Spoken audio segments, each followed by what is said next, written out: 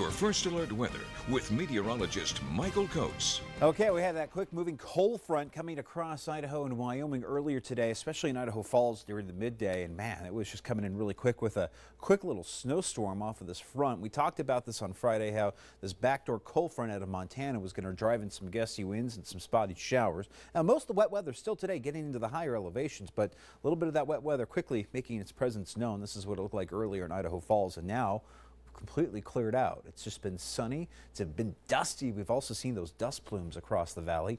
46 right now with the winds out of the northeast at 23 miles an hour. That cold wind blowing in from the north.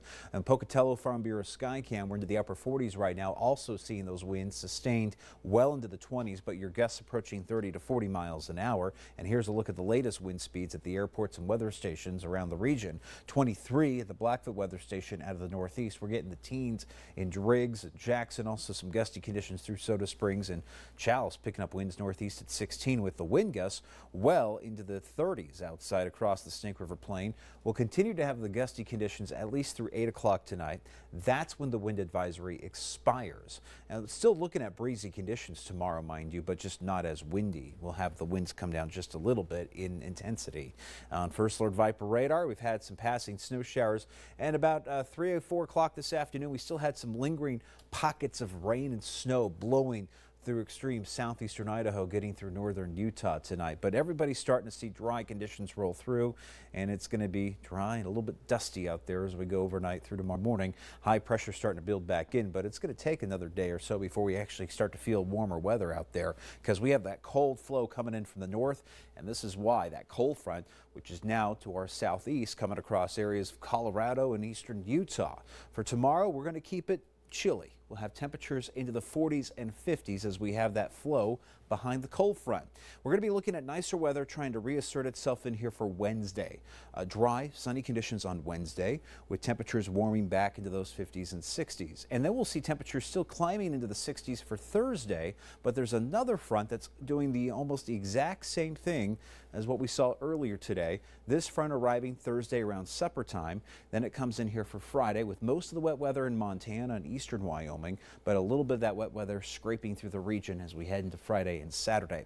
Numbers tomorrow below average. That's just a given with the cold front. So look for some gusty conditions and chilly temperatures here as we go through tonight and tomorrow, with highs tomorrow only peaking into the upper 40s, lower 50s for valley locations. We'll be a little bit better than that at 57 for Malad City, but 47 in Lava Hot Springs and 53 in McCammon.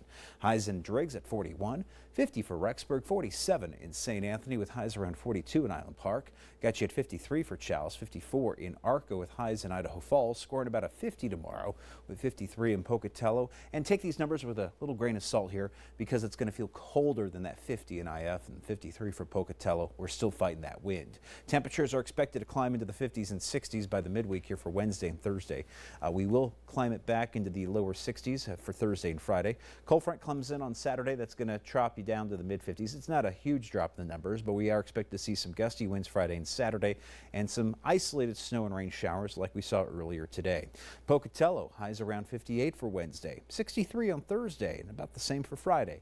Cold front blows in from Montana. That's going to kick up the winds to get us started for the weekend, and highs in the upper 50s on Saturday. Blackfoot a high 57 on Wednesday, lower 60s there for Thursday, and 62 for Friday.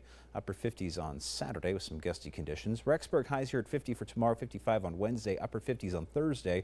Pulled in some gusty conditions on Friday and Saturday with overnight lows into the 20s here for the next couple of nights and mornings, but we'll start to see those overnight lows come up as well as we get closer to the weekend.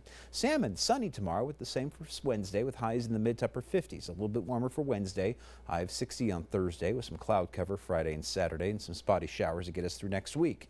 Jackson, some wind with you here for tomorrow. Highs around 45 for tomorrow, 50 for Wednesday.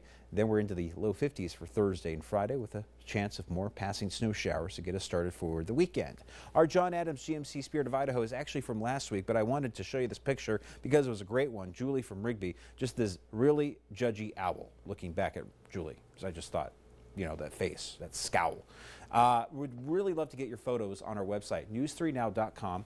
You go to the weather section, you look for Spirit of Idaho, and you'll see a little box that says post your own. Make sure you include your first name and city, and you might see it on the air here. And this owl can stop judging me. Yeah, I was gonna say, it's not so much looking up, it's